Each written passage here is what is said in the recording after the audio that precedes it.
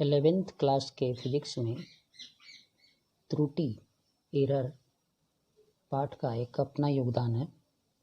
इसे पाठ भी कहते हैं, कभी कभी मापन और मात्रक में ये भी ऐड किया जाता है किसी किसी में, और नहीं तो एक अलग से टॉपिक मान लें और या तो अलग से पाठ मान लें।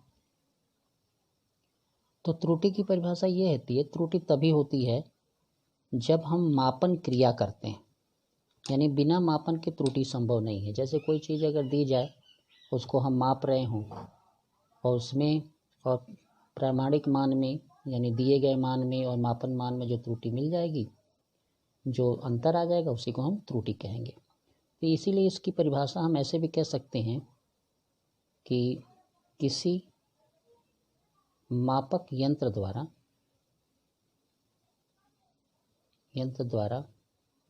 मापे गए मान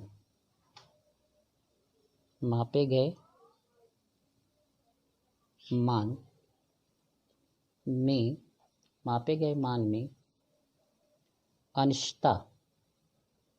अनिश्चितता को ही त्रुटि कहते हैं।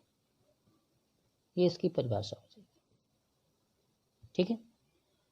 अब किसी तरह का भी मान हो सकता है, जैसे आप समझना चाहें तो ऐसे भी समझ सकते हैं कि एक छड़ हमें मिला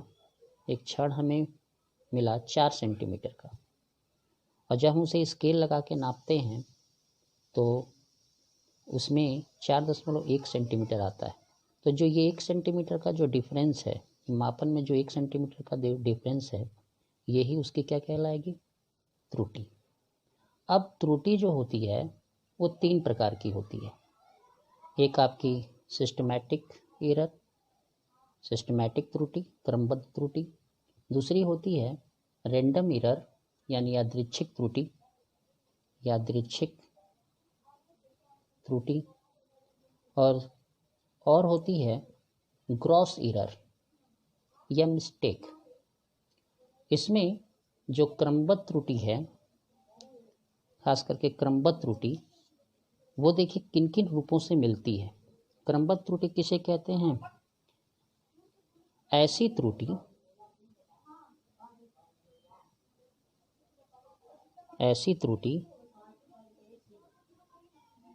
जो किसी भी प्रयोग में नियमित रूप से आती है, उसे हम कहते हैं क्रमबद्ध त्रुटि। ठीक है। अब इस त्रुटि में कितने प्रभावकारी कारक हैं जो इस त्रुटि को कंप्लीट करते हैं या बनाते हैं। एक है यंत्रगत त्रुटि। यंत्रगत त्रुटि का मतलब ये हुआ कि जिस यंत्र से हम मापन क्रिया कर रहे हैं, अगर उसमें त्रुटि है तो उसी को हम कहते हैं यंत्रगत त्रुटि। वो मापन में हमेशा आएगा। ठीक है। जैसे वर्नियर कैलिपर से हम नाप रहे हैं तो उसमें उसके अल्पतमांक की त्रुटि मिल जाएगी। ठीक है ना। प्रायोगिक तकनीकी या कार्यविधि, यंत्र को यूज कैसे करते हैं, अगर वो यूज करना ना आए या कार्यविधि हमें ठीक से ना आए तो उससे जो त्रुटि मिलती है उसको कहते हैं हम क्रमबद्ध त्रुटि। ठीक है। एक है बाह्य कारक की त्रुटि, जैसे ताप है, दाब है या वायु प्रभाव है।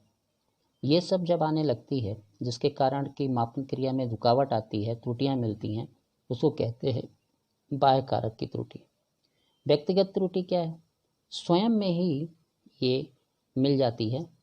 जैसे हम कर रहे हों और हमारे मापन में ही त्रुटि मिल जाए तो उस स्थिति में ये त्रुटि दिखाई देती है। व्यक्तिगत त्रुटि में जब परीक्षण ले रहे हों या परीक्षण कर रहे हों तो उसमें अनुभवहीनता, व्यक्तिगत प्रभाव से ये त्रुटि प्राप्त होती है। उसके बाद आता है रैंडम त्रुटि यानी यादृच्छिक त्रुटि। यादृच्छिक त्रुटि ये ऐसा है कि जब मापन में अनियमित एवं यादृच्छिक यादृच्छिक रूप से घटित होने वाली त्रुटि को यादृच्छिक त्रुटि कहते हैं, है ना, रैंडम एरर कहते हैं। ठीक है, जब मापन क्रिया कर रहे हो हम, उसमें हम अनियमित या यादृच्छिक रूप से घटित होने वाली त्रुटियों को रैंडम एरर कहा जाता है। उसी में एक ग्रॉस एरर है, ये ग्रॉस थर्ड का एरर ग्रॉस एरर है। इसको भी अगर समझना चाहें तो समझ सकते हैं कि त्रुटि व्यक्ति या प्रेक्षणकर्ता, यानी जो व्यक्ति मापन कर रहा है वो अगर लापरवाही करता है मापन की क्रिया में तो ये त्रुटि आती रहती है, तो ये कभी संशोधित नहीं हो सकती। ये ऐसी त्रुटि होती है जिसे मापन क्रिया में संशोधित नहीं किया जा सकता, ये हमेशा आती रहेगी। जबकि ये त्रुटि गॉस नियम के तहत संशोधित की जा सकती है। गॉस नियम लगा करके इस त्रुटि को कम किया जा सकता है और ये सब एरर भी कम किया जा सकता है। ठीक है, अब है त्रुटि व्यक्त करने की विधियां। कितनी विधि से त्रुटि व्यक्त की जाती है? तो एक है एब्सोल्यूट एरर, निरपेक्ष त्रुटि। दूसरा है रिलेटिव एरर, सापेक्षिक त्रुटि। और ये है प्रतिशत त्रुटि। एक एक का हम आपको फाइनल कर देते हैं। इसमें देखिए आपको क्या समझना है कि जब मापन की क्रिया में वास्तविक मान तथा प्रायोगिक मान या प्रेक्षित मान, वास्तविक मान तथा प्रायोगिक मान, वास्तविक मान तथा प्रायोगिक मान या प्रेक्षित मान में अंतर को निरपेक्ष त्रुटि कहते हैं। ठीक है, हो जाएगा, समझ में आ गया होगा कि जब हम मापन क्रिया कर रहे हों, जैसे हम एक एग्जांपल यहाँ पे दिए थे ये वाला कि 4 सेंटीमीटर लंबी छड़ मिली थी, 4.1 हमने माप दिया तो ये त्रुटि आपकी आ गई, तो ये है निरपेक्ष त्रुटि। क्लियर? एक और चीज़ देखिए कि आपेक्षिक त्रुटि क्या है। तो एक चीज़ हमेशा याद रखा जाता है कि मापन की क्रिया में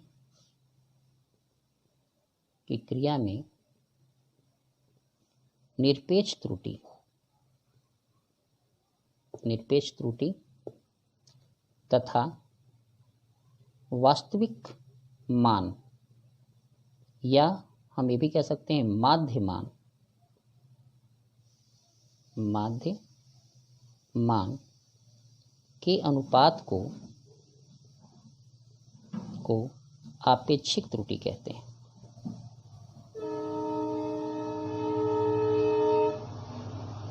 है ना, ये दो मानों का डिफरेंस है, यानी x1 का ये डिफरेंस होता है निरपेक्ष, और जब हम निरपेक्ष में उसके वास्तविक मान का भाग देते हैं तो होता है सापेक्ष त्रुटि। है ना, अब इसमें क्या है, इसमें भी देख सकते हैं मापन की क्रिया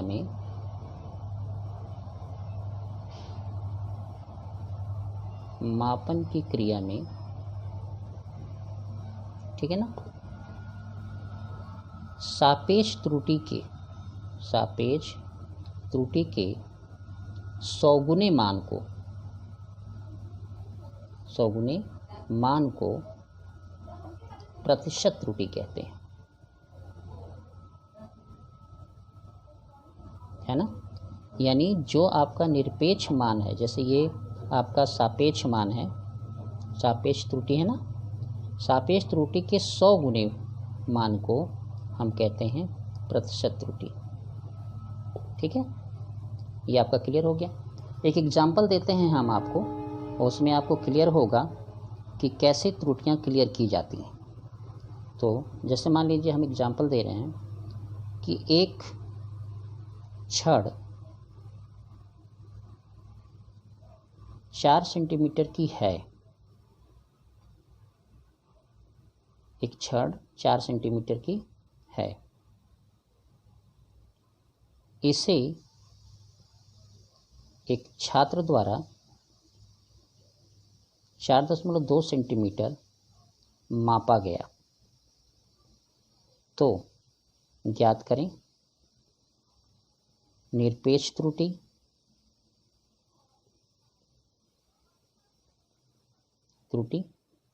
याद करें मापन की भी लिख सकते हैं यहाँ पे, मापन की, निरपेक्ष त्रुटि, सापेक्ष त्रुटि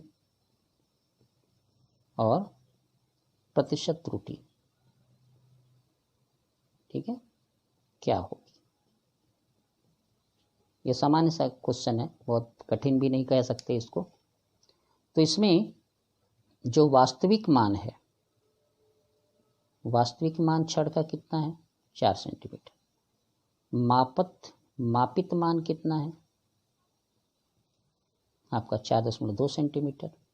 तो निरपेक्ष त्रुटि क्या होगी?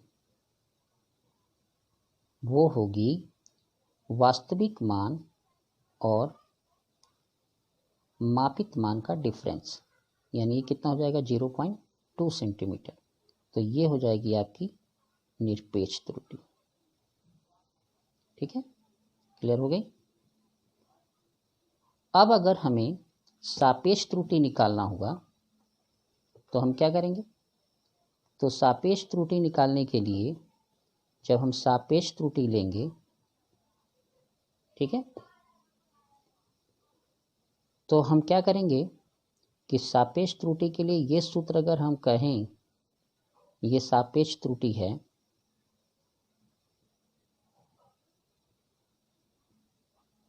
तो हमने ये डिफरेंस कितना निकाला था निरपेक्ष त्रुटि का? 0.2। तो डेल्टा एक्स इसमें 0.2 होगा और इसका वास्तविक मान कितना है? 4 सेंटीमीटर। तो हम यहाँ क्या लिखेंगे? 4 सेंटीमीटर। तो डेल्टा एक्स बराबर हो जाएगा 0.05।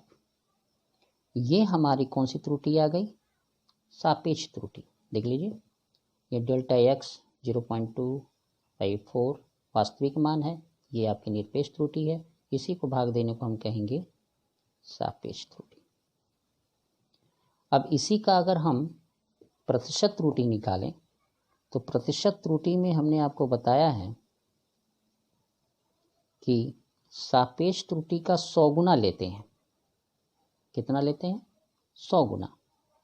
तो सापेक्ष त्रुटि हमारी आई 0.05 गुणे 100 हो जाएगा, तो ये हमारा मान आ जाएगा 5%। ठीक है, ये ऐसे लगता है। धन्यवाद। एक सवाल देखिए जो बहुत ही आवश्यक भी है और इसको समझना भी पड़ेगा, क्योंकि इसी से पूरा सवाल लगते हैं और हमें तरीके पता चलते हैं। देखिए, लिखा है दिए गए सूत्र का सापेक्ष त्रुटि प्रतिशत त्रुटि सूत्र ज्ञात करें अधिकतम तथा न्यूनतम के रूप में। जैसे जो हमारे पास सूत्र है आपके लिए, जो हमारा सूत्र है वो है x बराबर a का स्क्वायर b का क्यूब और c का हाफ। याद रखा करिए, एक छोटी सी चीज़ आपको बता रहे हैं, मापन के जो सापेक्ष त्रुटि होगी, जैसे ये जो बोला है वो आपको मान में डेल्टा एक्स बाई एक्स को सापेक्ष त्रुटि कहते हैं। इसका अगर हम सापेक्ष त्रुटि सूत्र लिखेंगे तो ये लिखेंगे। इन सब का लिखेंगे तो क्या लिखेंगे? ये लिखेंगे। बी का लिखेंगे तो क्या लिखेंगे? ये लिखेंगे। और अगर हम सी का लिखेंगे तो क्या लिखेंगे? ये लिखेंगे। ये 3 राशियों से संबंधित ये एक्स है, तो इनकी त्रुटि का सूत्र सापेक्ष का ये लिखेंगे। ठीक है, एक और अच्छी बात ध्यान से सुन लीजिए कि ये बराबर है। याद रखिएगा, सभी त्रुटियों में एक खास बात होती है कि जो इसके घात होते हैं, ये घात, जिसके जो घात होते हैं उसके बैक होते हैं। ये बैक हुआ, इसके लिए भी बैक हुआ, और यहाँ पे हाफ बैक हुआ। ठीक है, ये तीनों के घात हमने बैक कर लिए। ठीक है,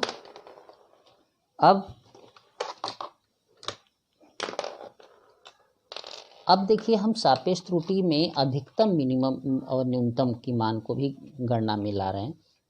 तो इसको देखिए जरा कि अगर हम इसको डेल्टा एक्स को मैक्स लिखना चाहें, हम मैक्स अगर लिख रहे हैं तो याद रखिएगा, चाहे ये राशियां किसी भी सेट में हो लेकिन प्लस में लिखी जाएंगी।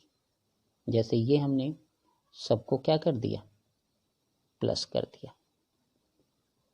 इसी को हम कहते हैं अधिकतम आपेक्षिक त्रुटि सूत्र। किसके लिए? इस सूत्र के लिए। अगर हम न्यूनतम लिखना चाहें, अगर हम मिनिमम करना चाहें, तो 2 डेल्टा ए, ये लोग तो रहेंगे ही, इनको कहीं हटा नहीं सकते हम, ये लोग रहेंगे, ये अपने घातों के साथ रहेंगे। अब मिनिमम के लिए क्या कंडीशन होता है वो हम आपको बता दे रहे हैं कि जो राशि नीचे है, सूत्र में क्या है, नीचे है, वही माइनस हो जाएगा। ठीक है, तो ये बनेगी आपकी मिनिमम की त्रुटि। क्लियर हो गया? अब प्रश्न में हमने एक और चीज़ पूछी है कि प्रतिशत त्रुटि का भी सूत्र बनाना है आपको। तो देखिए सापेक्ष त्रुटि में कितने का गुणा करते हैं तो प्रतिशत बनता है 100 का। तो अब हमें, जैसे हमारे पास ये सापेक्ष त्रुटि सूत्र है, ठीक है,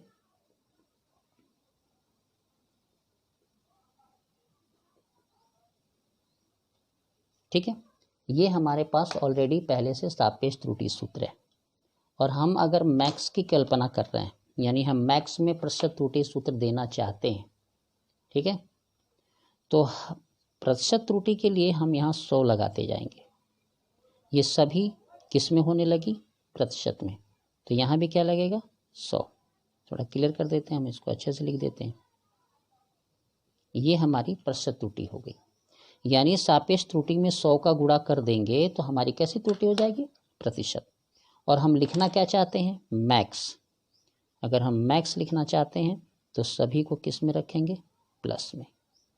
ये हो जाएगी आपकी प्रतिशत त्रुटि सूत्र अधिकतम की।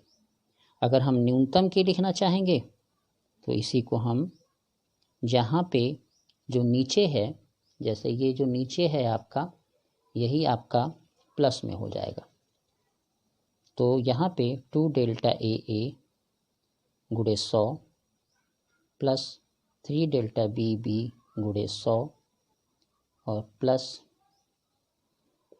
हाफ डेल्टा सी गुणे 100। अब ये किसके लिए हो जाएगा? मिनिमम। तो मिनिमम में कहाँ चेंज होगा? यहाँ पे चेंज होगा और उसकी जगह पे यहाँ क्या होगा? माइनस। क्लियर? समझ में आ गया होगा? एक और हम आपको सवाल दे देते हैं, छोटा सा सवाल है, शायद 2 मिनट में ख़त्म हो जाए। एक छड़ की लंबाई